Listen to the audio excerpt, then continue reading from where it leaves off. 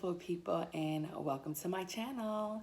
If you clicked on this video, you can see that it is my labor and delivery story. I do have a birth vlog on my channel, so if you haven't seen that yet, make sure you check the icon and watch that video as well. But this is my labor and delivery story, which I really wanted to be a part of my fertility series because my husband and I definitely had a journey to our baby boy, who is now 1 year old. I can't believe it. He's a year old. Already, the year just went by. 2020 was just a whirlwind. But of course, for us, it was joy because we had our new baby boy.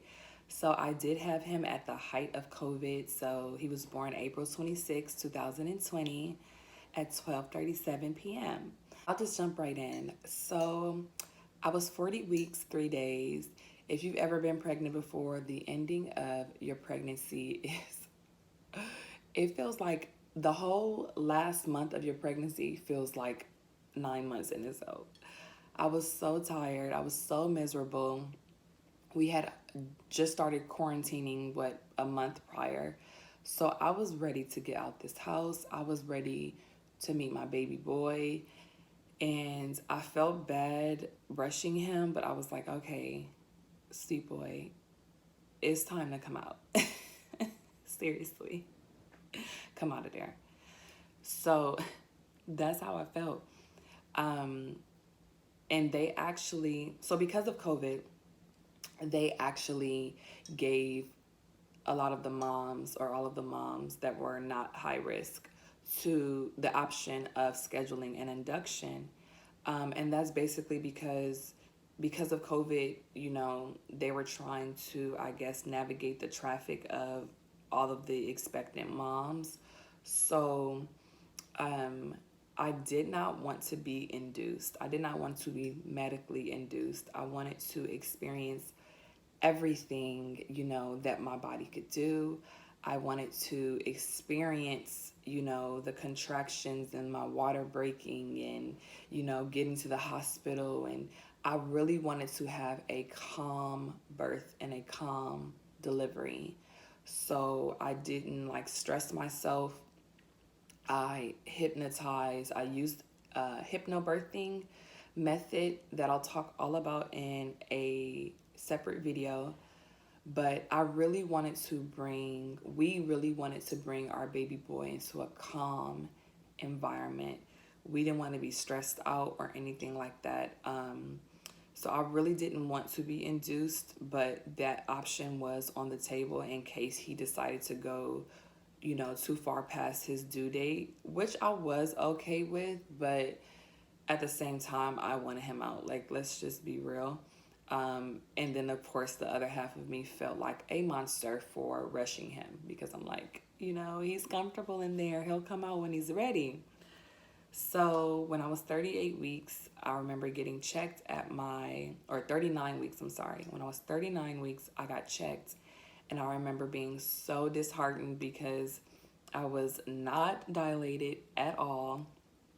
And, my cervix hadn't thinned out at all. So baby was chilling, okay? He was chilling. I'm like, this little boy is going to be a 42-weeker. I just felt like he was going to come at the beginning of May. That's what I felt like. He ended up being born April 26th. So I did some research and I decided to induce myself naturally. And I took the midwife's brew. I'll talk about that in a separate video as well. But I will insert a clip. Good morning. So we are about to make the midwife's brew. And I already put in the apricot juice. Now I'm about to add the tea, the castor oil, and the almond butter. Babe, you gonna drink it with me?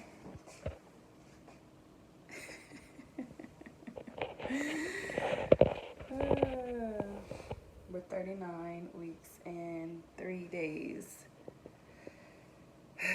So let's see how this goes, guys. I'm scared. Do your research and look it up. But that's what I did. So I decided to, okay, I told my husband, I said, okay, honey, Saturday morning, I am waking up. I am making this brew, this midwife's brew, and we're going into labor. We're having the baby on Saturday. Like, and he, of course, was so impatient and ready to meet him as well. And then probably sick of my miserable pregnancy. So, and he was like, okay, babe, Saturday morning. So we went to sleep, like, very well knowing that the next day that we were going to deliver him.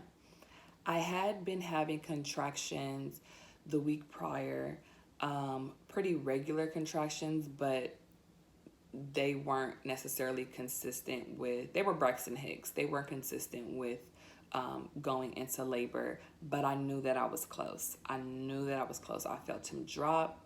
I felt the pressure bearing down. I could feel him being very, very close, but my impatient self wanted to give him a little nudge.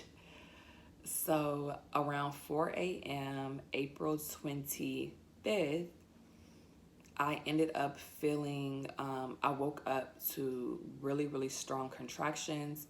So I remember it was around like 4:15. Pregnancy at sleep at the end of my pregnancy was very, very difficult for me. It was very, very hard to get comfortable. So I woke up often.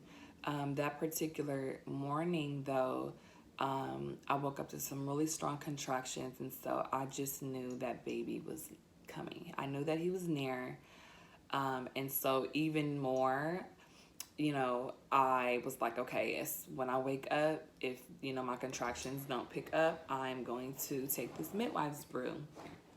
So, looking back on it, I kind of wish I let it. Anyway, we'll talk about that later. So, I woke up around 4:15-ish, and I started having those super strong contractions. They went on, they were probably about like 15 minutes apart. They were pretty strong enough to wake me up. And baby was like moving super crazy. And then I can just feel the tightening. So I had like a couple contractions. So I knew that it was close. So once I woke up, like fully got out of bed, I ended up falling back to sleep. I got out of bed probably around like 6:37. Kind of did like a little cleaning. I didn't eat breakfast because when you make the midwife's brew, they tell you to take it on an empty stomach so that it doesn't upset your stomach too much, and then eat after. All of the reviews of how horrible it tasted, but it didn't taste that bad. So I drank the midwife's brew around 8:30, 9 o'clock a.m. I started having contractions. 30 minutes later, no joke. By 2 p.m., they were coming 4 minutes apart. So that's just 6 hours later. I'm not good with math, okay? That's just what it is. Around 2 p.m., my contractions were 4 minutes apart. And I was using like this little app that tracks my contractions. So they were coming, 10 minutes apart, and the contractions were lasting a minute long. So I got like a little alert, like, go to the hospital. All of our stuff was already packed. There were a few things that we missed. But pretty much we had everything already packed. So hubby and I headed to the hospital. And once I got there, they told me that I was 4 centimeters dilated and 80% effaced, and having regular contractions. So by that time, my contractions were probably coming closer to like every 5 minutes. They were still bearable though once I got to the hospital, but I knew, I was like, okay, I'm in labor. Like, this is it. They take you in the triage room, and they want to basically see if you're in labor, if you're actually in labor. So once they did my examination and everything, they did make hubby wait downstairs, and he couldn't come up until they actually admitted me, and it didn't take very long. He was probably downstairs, I think maybe like 45 minutes, but it didn't even feel like it was that long. So once the doctor came in and examined me, she went ahead and admitted me because I was having regular contractions, and because I was 80% effaced and 4 centimeters dilated. So they considered me pretty active labor. So after getting admitted, they decided to start Pitocin. What I would tell everybody out there is definitely do your research and find out the different protocols and procedures that they do at your hospital so that you can know what to expect. You know, research the medication names, research, emergency procedures, do all that research. So I remember the nurse coming and saying, hey, your contractions are a little irregular, so we're going to give you something that are going to regulate it and make them come a little bit stronger. And then she proceeded to go over to the IV and just insert the medication in there without telling me the name of the medication. Most people would not mind, but I want to know what's going into my body. That's very important to me. I did have on the board and let them know my labor wishes, the desires for my labor and delivery. And I did tell them that I wanted to, try it without medication, but that I was not closed off to an epidural. If I asked for it, give it to me type of thing. But I wanted to see what my body could do. I was going to, try as much hypnobirthing and meditation and everything that I could. It was my plan to birth on my birthing ball or to labor on my birthing ball. But I didn't know at that point in time that I could bring my birthing ball to the hospital. And at my hospital, they do have birthing balls that they can give you. But because of COVID, I could not use their birthing ball. So that sucked. When I look back on the videos of my labor, I don't like the fact that I looked like a sick patient in the bed the entire time. Like, I feel like I was kind of stagnant and laid in the bed my entire delivery, and I regret that. Not because of any negative factor, it just, I think that I would have been more inclined to continue with my original birth plan if I had been moving around, kind of laboring and connecting a little bit more with my husband, which is what was my initial desire. But once you're kind of going through everything, it's kind of a whirlwind. And because of the Pitocin, which increases your contractions, the intensity, and how often they come, the contractions were pretty intense almost immediately. And after a few hours of being on the Pitocin and the contractions picking up, I was in a lot of pain. So I was doing my hypnobirthing, and everything was fine. I think I was handling the contractions pretty well. They did offer me morphine, and I did take the morphine. And so I pretty much labored like that from 3 p.m., 3:30 p.m. until morning time. So once I woke up the next morning, so I labored throughout the night. I didn't get much sleep. I slept kind of here and there. The contractions were picking up. So I think I would fall asleep and then wake up and then kind of watch my husband sleep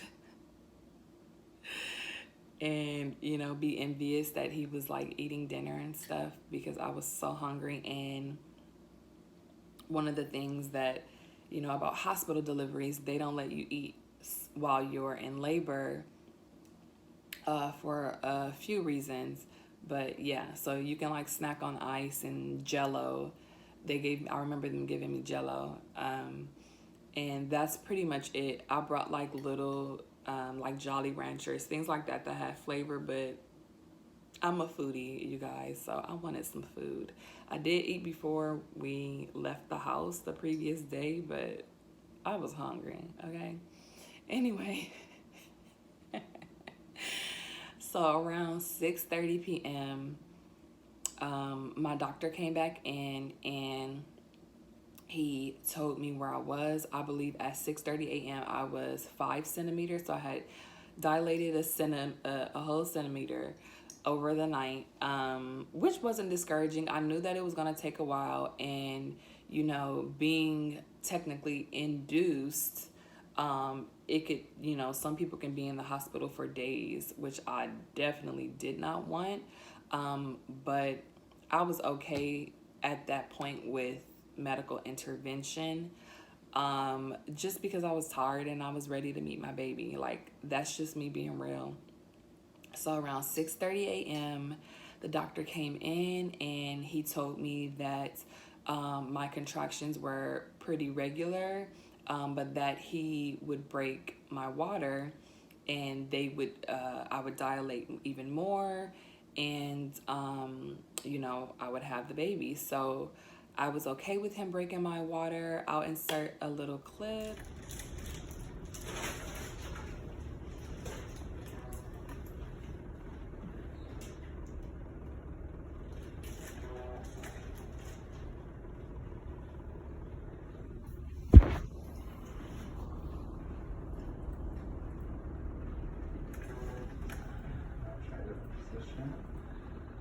You got it, babe. Focus your breathing. Focus your breathing.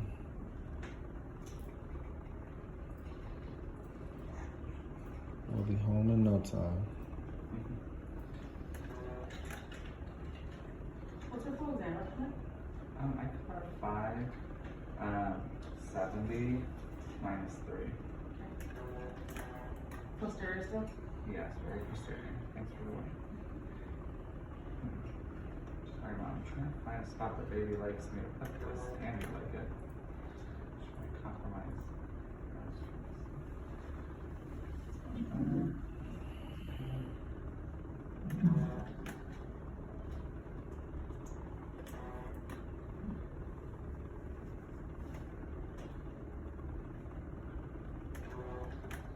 Now that your water's broken, it kind of picks up the speed a little bit, okay? So it's helpful. Well done.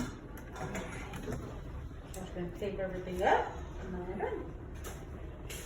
Yay! It's so good on Did any water come out? A little bit. It could be too the baby is blocking a lot of fluid up, right? The baby lives inside the fluid. The baby's kind of taking all the space and it'll slowly leak out. So you're gonna have fluid continuously coming out every contraction, okay? It's very normal.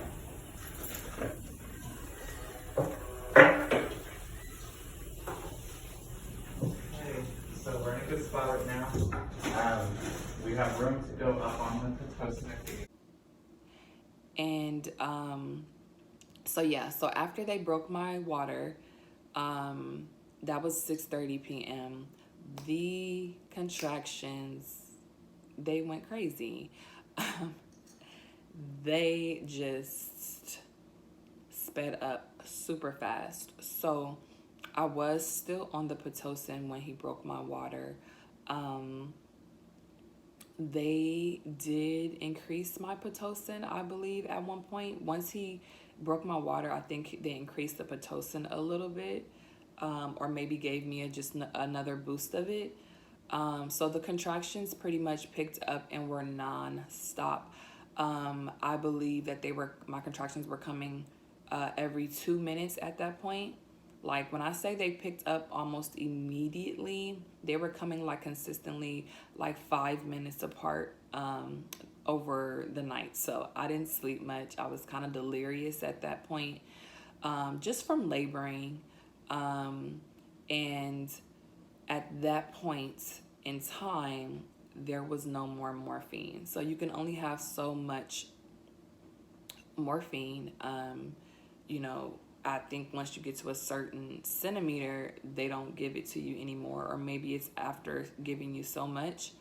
So needless to say, at that point, I was like, okay, no more morphine. Go ahead and call the doctor to give me that epidural, okay? Because she is not getting a break between these contractions. So the anesthesiologist ended up coming around 7:30 a.m. So you can see from that hour, like, it got real, okay? I was like, the baby is coming. He's right there. Like, I could literally feel him right there. So around 7:30 a.m., I got the epidural. I told the anesthesiologist that he was my best friend because I felt great almost immediately. All the hypnobirthing went out the window. Just kidding. I still use my hypnobirthing. And like I said, I wasn't closed off to having the epidural or getting the epidural. It's just that I wanted to see what my body could do on its own. I very well could have done it without the epidural. However, I know that because of the Pitocin and the intensity of the contractions for over a long period of time, it's just really what sent me through the roof. If you ever been induced or ever had Pitocin before, you know what it does. Great, great drug for women who have to be induced and things like that. I technically did not have to be induced. I could have went home and really just labored at home until, it was really time to go. But I wanted to play it safe. So the contractions went haywire. And once I sat up to get my epidural, my water completely broke. Like, his head just pushed that water all the way out. And I ended up getting my waters all over the nurse's shoes. Sorry, Jessica. You were great. That was not her name, by the way. I don't remember what her name was. I have to look at my paper because it is on my paper. But anyway, so where am I?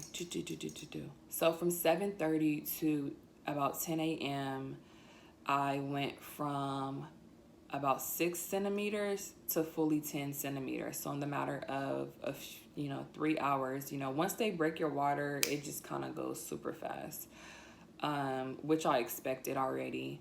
So I was 10 centimeters dilated, completely, 100% effaced, and thinned out and ready to push. So around 10:30 a.m., I started practice pushing, and it didn't feel like I was pushing for 2 hours, honestly. Even looking back on it or even thinking back to the moment, it really didn't feel like I was pushing for even an hour. And around 12:37, our beautiful, beautiful baby boy came bursting into this world, a God-given gift. And he was 8 pounds, 3 ounces, 21 inches long. Is it low or high? Yeah, it's great. It's -1. Awesome. Lift baby. Let's lift you. Hi. You are so cute. Good job. Let's see what you are. So yeah, 37.25. So we'll do the lower one. Did rip me.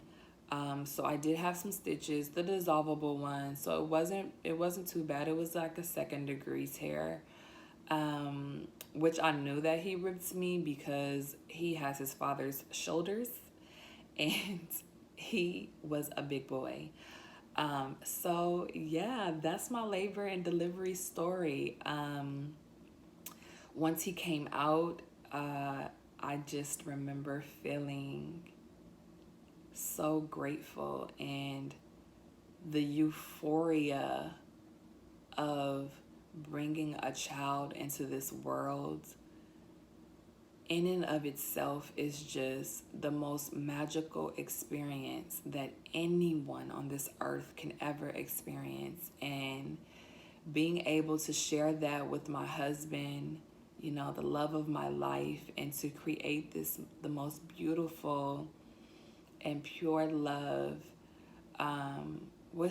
it was amazing. And I remember every second of that day and every second afterward. Like, I remember everything that happened this year, and I'm just so grateful to have stewardship over his life. And I'm so grateful that God chose me to be his mom, and that he chose my husband to be his dad. You know, I'm just, you know, we are just so in love.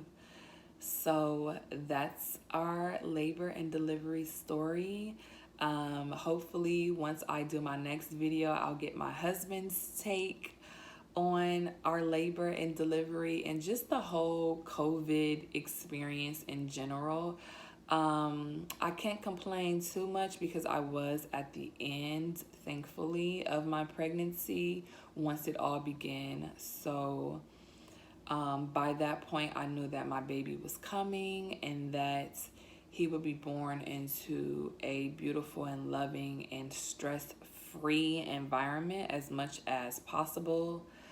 So I just tried my best to not allow the hysteria of, you know, a global pandemic overtake the joy of becoming, you know, a mother and bringing him into this world the way that I desired.